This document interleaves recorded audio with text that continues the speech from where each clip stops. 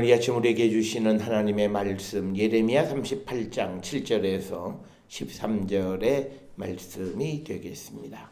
7절로부터 13절에 있는 말씀 한 목소리로 합독하시겠습니다.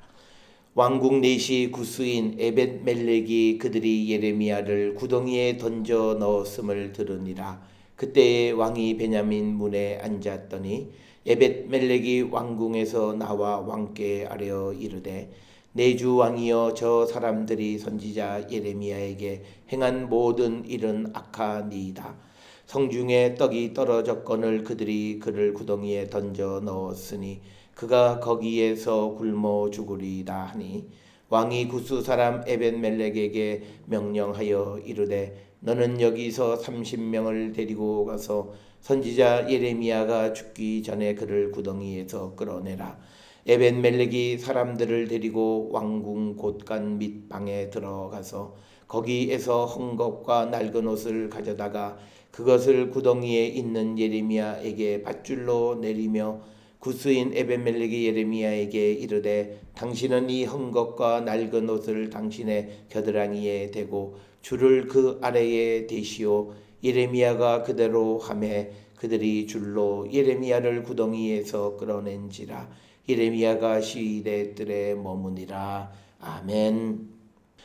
오늘 우리가 함께 읽은 예레미야 38장 7절로부터 13절에 있는 말씀은 38장 1절로부터 6절에서 이제 예레미야를 다시 이 구덩이에 던져 넣는 그런 사건이 벌어졌습니다. 이 사건에 대해서 이야기를 들었던 사람이 누구냐면 오늘 주시는 본문의 구스인 에벳멜렉이다라고 하는 사람입니다. 이 구스 사람은 우리가 여기서 상징적으로 나타내는 건 이방인입니다. 에티오피아 사람. 그래서 우리가 성경에서 나타나는 하나의 패러다임이 있습니다. 그 패러다임은 하나님의 사람들을 구원하는 일에 이방인들이 사용되어진다라고 하는 겁니다. 그래서 이것들이 결국은 이제 하나님께서 이스라엘 백성들뿐만 아니라 온 세상의 사람들을 구원하시게 되는 하나의 계기가 되어지고, 원래 하나님의 목적은 온 세상을 구원하시는 목적이 있지만 눈에 보이는 구체적인 어떤 그런 계기는 이처럼 하나님의 사람들을 돕는 이방인들, 그들을 구원하시는 하나님, 이런 구조로 되어져 있고, 그래서 오늘 주시는 본문에 이 에티오피아 사람인 에벳멜렉이 이제 그 말을 듣고 왕에게 이제 고하고, 그리고 특별히 이 사람은 단순히 그 소식을 듣고 전하는 사람이 아니라 자기 주관이 있습니다. 9절에 보면 에벳멜렉이 말하기를 내 주 왕이여, 저 사람들이 선지자 예레미야에게 행한 모든 일은 악한 이이다, 이렇게 이야기를 합니다. 그러니까 지금 사람들이 이 예레미야를 다시 구덩이에 집어 던진 것은 악하다라고 하는 그런 평가. 특별히 이 예레미야를 집어 던진 이유는 다름이 아니라 이 예레미야가 지속적으로 바벨론에 항복하면 살고 또 바벨론에 저항하면 죽는다라고 하는 하나님의 말씀을 선포한 겁니다. 그러니까 오늘 주시는 본문에서 이 에벳멜렉이라고 하는 사람이 어떤 신앙을 가지고 있는가, 뭐 이런 것들에 대해서는 자세히 기록이 되어 있지 않지만, 그러나 그가 무엇이 옳고 그른 것, 그리고 예레미야가 선포하는 것이 하나님의 말씀이라고 하는 사실은 그는 알고 있었고, 나중에 우리가 이제 39장에 가게 되면 39장 15절로부터 18절에 보면 예레미야를 구원한 에벳멜렉이 하나님의 구원을 받게 되는 이야기가 기록이 되어 있습니다. 그래서 이 17절의 여호와의 말씀이 내가 그날에 너를 구원하리니 내가 두려워하는 사람들의 손에 넘겨지지 아니하리라라고 하는 이 구원의 말씀이 누구에게 갔냐면 16절에 너는 가서 구스인 에벳멜렉에게 말하기를 만군의 여호와 이스라엘 하나님이 하나님의 말씀에 내가 이 성에 재난을 내리고 복을 내리지 아니하리라 한 나의 말이 그날에 내 눈 앞에 이루리라. 그렇게 하나님께서 예루살렘을 심판하실 때 여호와께서 그날에 너를 구원하리라 라고 약속해 주시는 것. 그래서 우리가 이런 말씀들을 근거로 해서 보면 이 에벳멜렉은 단순히 그냥 소식을 전하는 그런 하나의 어떤 오늘 주시는 본문의 네시와 같은 그런 사람이 아니라 적어도 하나님의 말씀이다 아니다라고 하는 것을 들을 귀가 있고 그리고 옳고 그름을 분별할 줄 아는. 그래서 그는 왕 앞에서도 자기의 주장을 이야기하는 겁니다. 그냥 만약에 에벳멜렉이 그냥 소식만 전했으면 왕이요 예레미야가 다시 옥에 갇혔습니다 라고만 얘기하면 돼요. 그런데 그는 그 뒤에 이어서 그를 옥에 가둔 것은 악하다라고 하는 가치 평가를 하는 것을 보게 되고, 그래서 결국은 히드기야 왕의 결정에 영향을 주는 그런 말을 하게 되는 것을 봅니다. 우리가 보게 되면 이 히드기야 왕도 예레미야에 대해서 별로 긍정적이지 않습니다.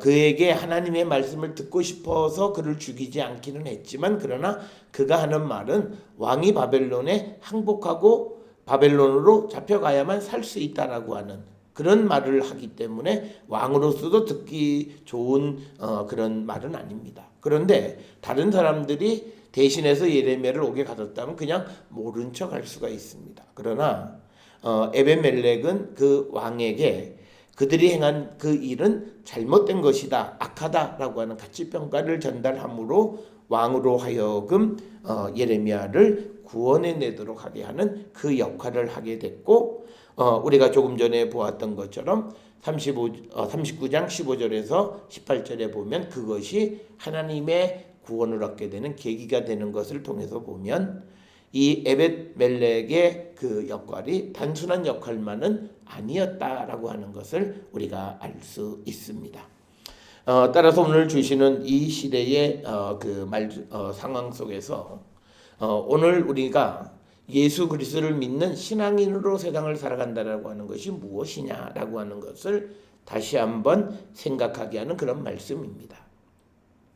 오늘날 우리가 많은 사람들은 그저 우리가 나 혼자 잘 먹고 잘 살고 우리 가족이 잘 되어지는 그 일에만 관심을 갖고 있지만, 그러나 하나님은 개인에 대한 관심보다는 나라와 공동체에 대한 관심을 가지고 계신다라고 하는 겁니다.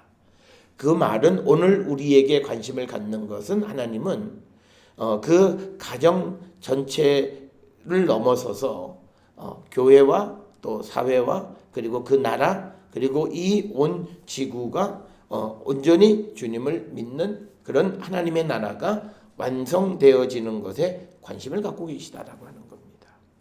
그렇기 때문에 물론 우리가 그 안에 있는 가장 작은 단위로서 개인의 어떤 그 삶이 잘 이루어지는 것도 매우 중요하지만, 그러나 그것에만 머물러 있으면 안 된다라고 하는 것. 그래서 우리는 항상 내 자신보다는 공동체를 생각해야 된다라고 하는 겁니다. 그래서 내 자신보다는 교회를 생각해야 된다는 거죠. 그런데 우리는 그렇게 생각하기보다는 자기 자신을 먼저 생각하고 그것이 모든 가치 평가의 가장 중요한 그런 어떤 핵심적 요소로 작용을 합니다. 그렇기 때문에 우리는 내게 손해가 되는 일, 내가 남으로부터 미움을 받는 일, 그런 것은 하지 않으려고 하는 거죠.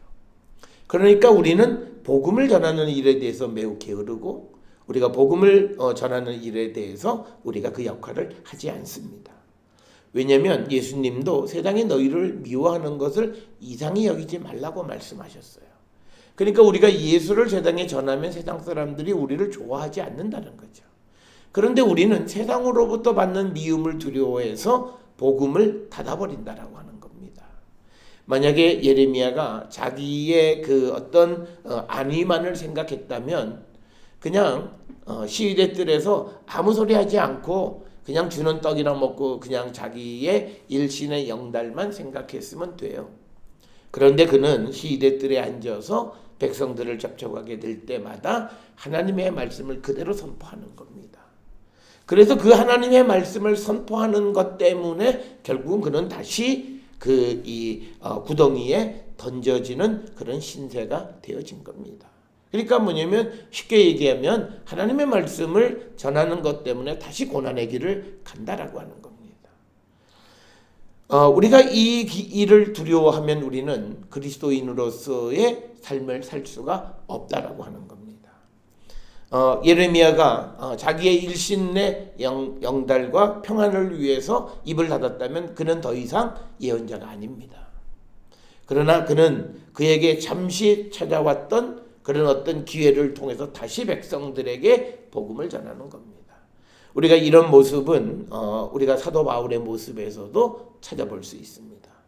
그는 어떤 곳에서든지 자기가 만나는 사람들에게 복음을 전하는 그런 역할을 게을리하지 않아서 옥에 갇힌 상황 속에서도 그는 그 간수들에게 복음을 전하는 일을 게을리하지 않았던 그런 모습을 우리는 본받아서 우리는 오늘도 우리에게 누구를 만나고 어떤 사람을 만나게 되어질 때 그들에게 복음을 전하는 기회를 우리가 엿보고 우리가 복음을 전할 수 있는 준비와 그리고 그 기회를 얻기 위해서 하나님께 기도하는 그런 삶을 우리가 살아야 한다라고 하는 것.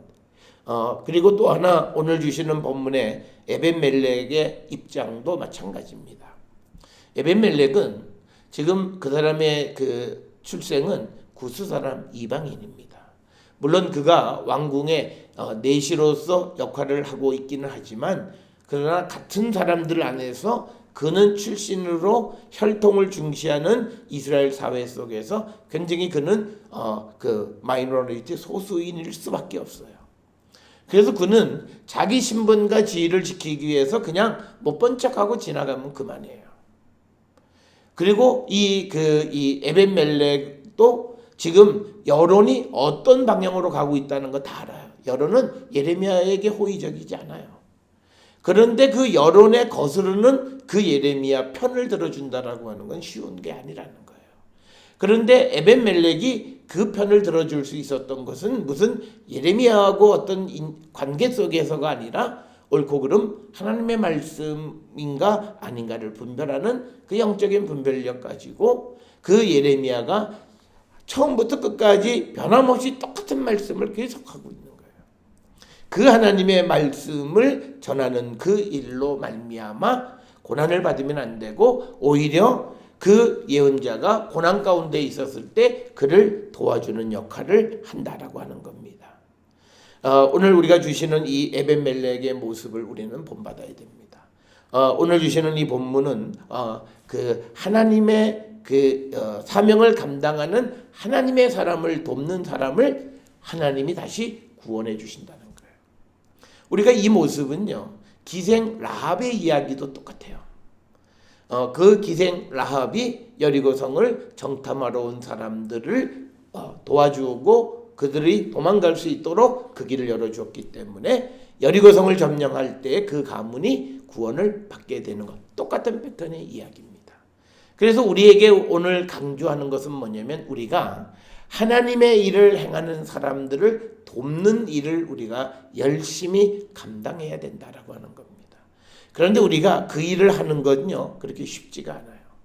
특별히 오늘과 같은 이런 시대에 우리가 누구를 돕는다는 것 자체도 굉장히 어려운 시대. 그래서 이 선교나 여러 가지 일을 하는 사람들이 다 어려움을 겪는 이유는 요즘은 불신이 팽배해 있습니다. 그런데 그런 불신 사회 속에서 믿음을 갖고 후원을 하고 돕는다는 건 쉬운 일이 아닙니다. 우리가 늘 심심하면 터지는 이야기들이 후원을 받은 사람들이 그것을 잘못 사용하는 그런 예들을 많이 이야기합니다.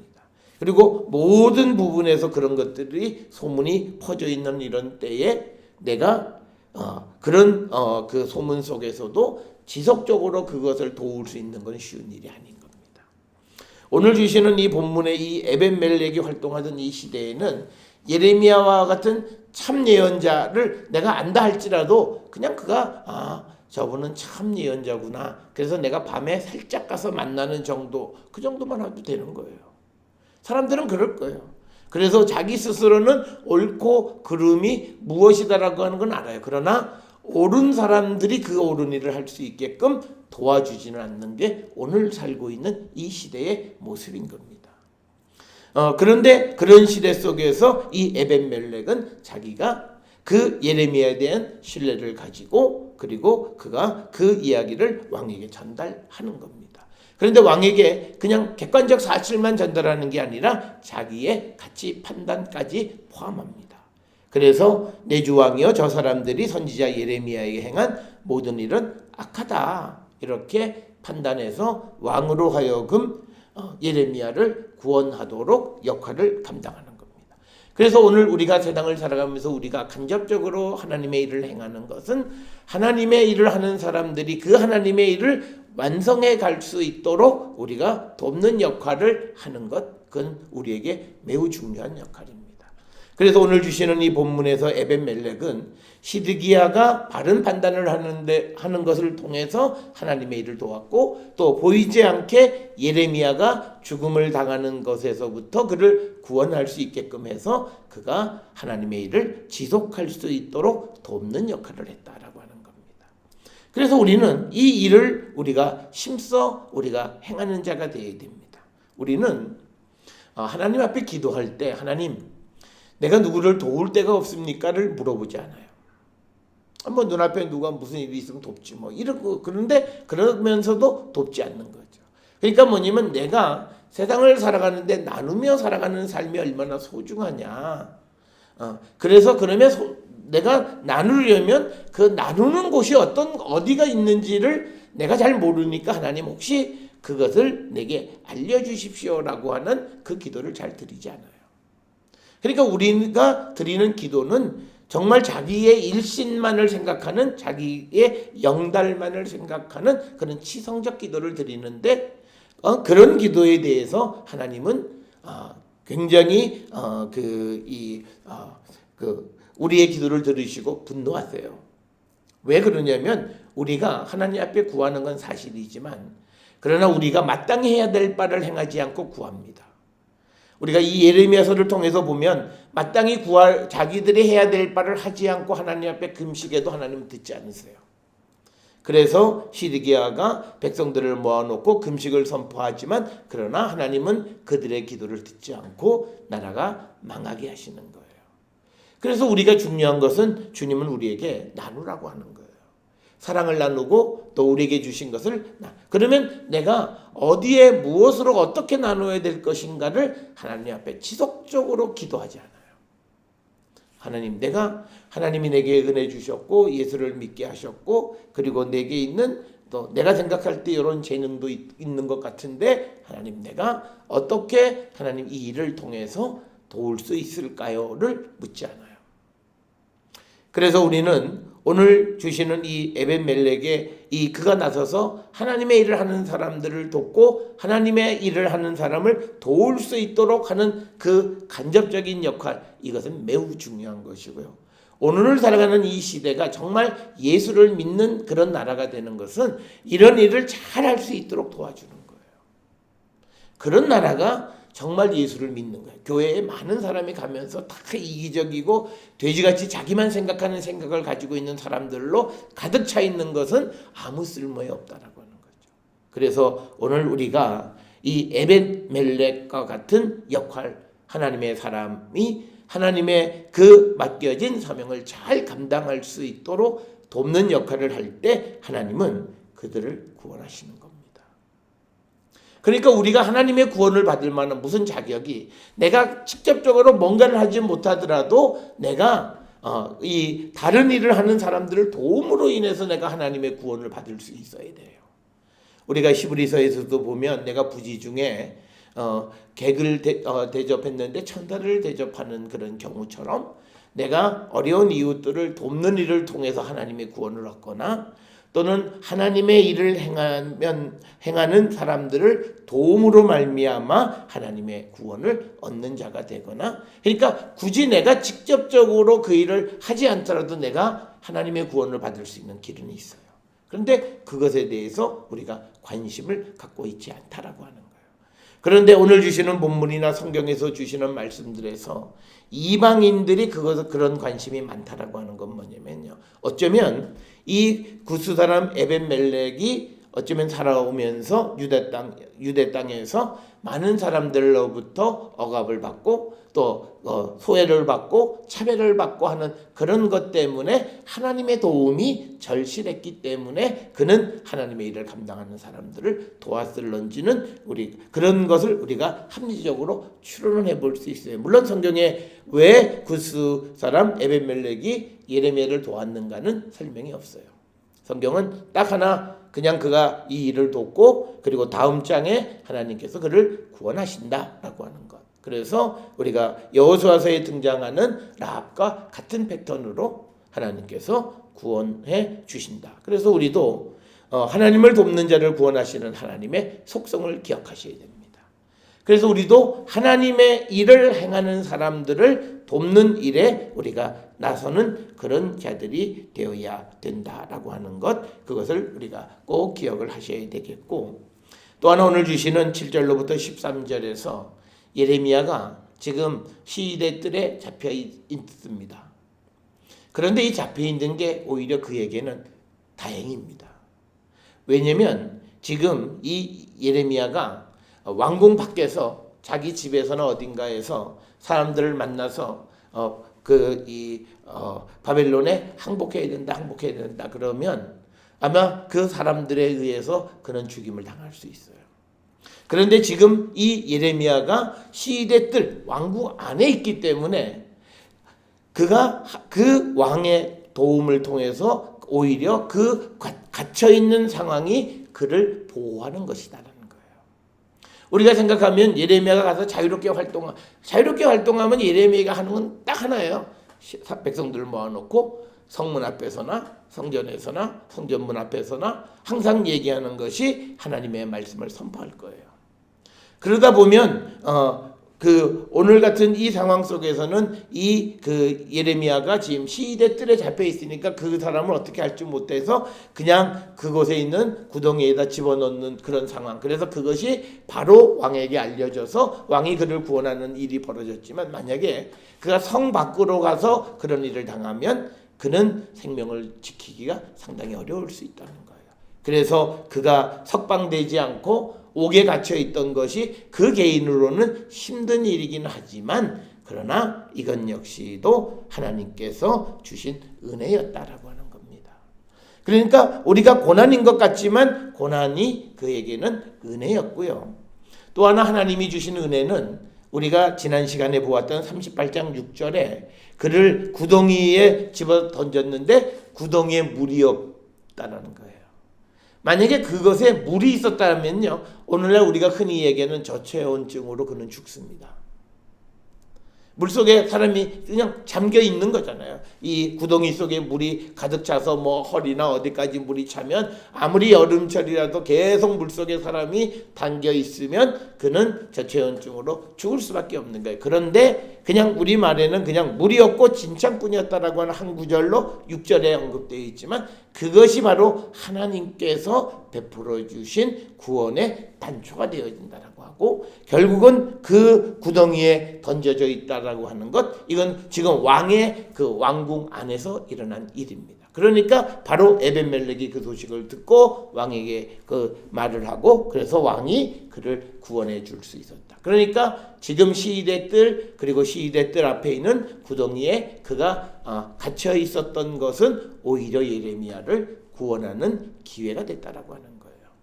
그래서 우리는 어떤 경우에 환난이나 역경이 오면 그것이 우리에게 무조건 나쁘기만 한 건 아니라는 거예요. 지나놓고 보면 그것이 결국은 우리를 구원하는 계기가 되어졌다라고 하는 것, 그것을 우리는 기억하셔야 됩니다.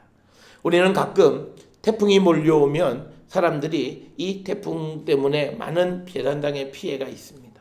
그런데 태풍이 또 좋은 역할도 해요. 바다에 떠 있는 많은 부산물을 쓸어내는 역할을 하는 겁니다. 그 역할은 보통 물이 흐르는 속도로 가지고는 이것이 청소가 안 되면 그냥 태풍이 오면서 바다를 그냥 뒤집어서 그에 있는 모든 부산물을 다 제거하는 그런 역할도 있고요. 그리고 이 태풍이 불고 하면 속도는 굉장히 빨라지는 겁니다. 그래서 우리가 우리에게 오는 고난이라고 하는 것이 하나님이 주셨다면 그 고난은 다 우리에게 유용한 겁니다. 그래서 오늘 주시는 이 본문에서 예레미야가 이 옥에 갇혀 있었던 것은 오히려 그의 생명을 보존하는 계기가 됐고 왕의 도움으로 그가 생명을 보존하는 계기가 되었다라고 하는 겁니다. 그러면서 이제 10절에 이 왕이 구스 사람 에벤멜렉에게 그 명령을 해서 그 사람 30명을 데리고 가서 예레미야를 구덩이에서 끌어내라 이렇게 명령을 합니다. 그런데 이 에벤멜렉이라고 하는 사람은 굉장히 신중한 사람이에요. 그런데 그 예레미야를 끌어내려면 그 지상에서부터 밧줄을 내려서 이 양 겨드랑이에 이렇게 묶어서 끌어올려야 되면 이 겨드랑이가 굉장히 아플 수 있어요. 그러니까 그가 왕궁 곡간 방에 들어가서 헝겊 낡은 옷을 가져다가 그것을 예레미야 구덩이에 있는 예레미야에게 주면서 그것을 양 겨드랑이 밑에 대고 거기에다가 줄을 대서 이렇게 나오라 이렇게 굉장히 세심한 사람이에요. 그러니까 뭐냐면 이 일이 굉장히 신속하게 벌어지면서도 이 에벤멜렉이라고 하는 사람에게서 우리가 배워야 하는 것은 사람을 생각하는 거예요. 그냥 구원해주면 됐지 뭐 그가 뭐 그 정도는 아픔을 당해야지 그게 아니라 그 조그만한 아픔도 배려하는 거예요. 그래서 그가 이 구덩이에 가서 방에 가서 헝겊과 낡은 옷을 가져가는 거예요. 그러니까 이것은요 에벤멜렉의 머릿속에 항상 어떻게 하면 예레미야를 구원할까를 생각했던 거예요. 그래서 위기 속에서 왕의 명령이 내려지니까 바로 그에게 행동. 우리가 모든 일이 머릿속에 생각을 하면 그 방식에 따라서 일을 행할 수 있게 되는 거예요. 그래서 이 에벤멜렉이 행하는 그 행동을 통해서 보면 그가 내가 어떻게 예레미야를 구원할까? 그리고 예레미야를 구원하려면 끌어올려야 되는데 어떻게 해야 되고 끌어올리려면 그때 무엇이 필요 이런 것까지를 다 생각했던 거예요. 그러니까 왕의 명령이 딱 내려지자 곡간에 들어가서 헝겊 낡은 옷을 가지고 가서 그를 밧줄로 끌어올리는 그런 세심함을 보이는데 이것이 바로 그가 사람을 사랑하는 거예요. 우리가 오늘 주시는 이 본문의 말씀에서 에벤멜렉 이 모습을 봐야 돼요. 우리는 그냥 내가 구원을 하면 구원받은 것만 해도 고마워해야지 그것까지 일일이 다 신경 쓰냐? 그러면 안 돼요. 신경을 쓸 수 있을 만큼 최대한도로 배려하고 그것을 우리가 그 사람을 우리가 돕는 일을 해야 된다. 우리는 도움을 주면서 도움받는 사람의 입장을 물론 요즘은 많이 생각을 하지만 그래도 아직도 그들을 생각하기보다는 돕는 사람의 입장에서 모든 일을 해요. 그런데 오늘 에벤멜렉은 도움을 받는 예레미야 입장에서 그에게 어떻게 하면 더 편안할 것인가를 생각하고 그 일을 행하는 에벤멜렉의 모습을 볼 수 있다라고 하는 겁니다. 그래서 이 에벤멜렉은 이방 사람이기는 했지만 그러나 그는 무엇이 하나님의 말씀인 줄도 알았고 그리고 무엇이 사람을 사랑하는 것인가라고 하는 구체적인 아주 디테일한 것까지도 알고 있었던 사람이고 그리고 그것을 실천할 수 있는 용기 있는 사람이었습니다.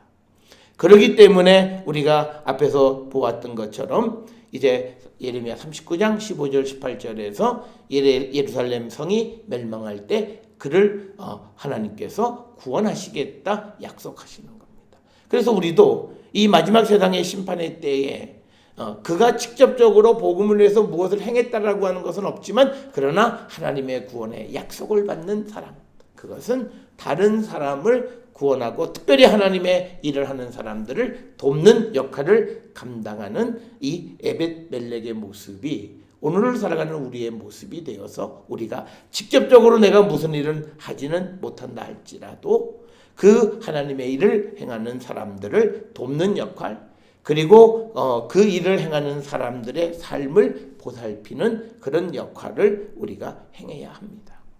오늘 우리가 세상의 세계의 수많은 선교사들을 우리는 파송합니다. 그러면 그 선교사들에겐 가족이 있어요. 그러면 적어도 우리가 생각할 때 선교사들에 대해서 어떤 생각을 해야 되냐면 내가 내 가족들을 내 자녀들을 키우는 만큼 그들에게 해줘야 된다는 생각을 가지셔야 돼요. 그런데 많은 사람들이 그 생각하지 않아요. 선교라고 하는 것에만 집중해요. 그래서 그 가족들과 자녀들의 삶에 대한 생각은 고려하지 않는다는 거예요. 그렇게 되면서 이 하나님의 일을 하는 선교사들의 갈등이 벌어지는 거예요. 부모로서 이 자녀들에 대한 어떤 죄책감. 그러니까 하나님의 일을 하면서 자녀들에게 또는 배우자에게 죄책감을 갖는다는 게 말이 안 되는 거잖아요.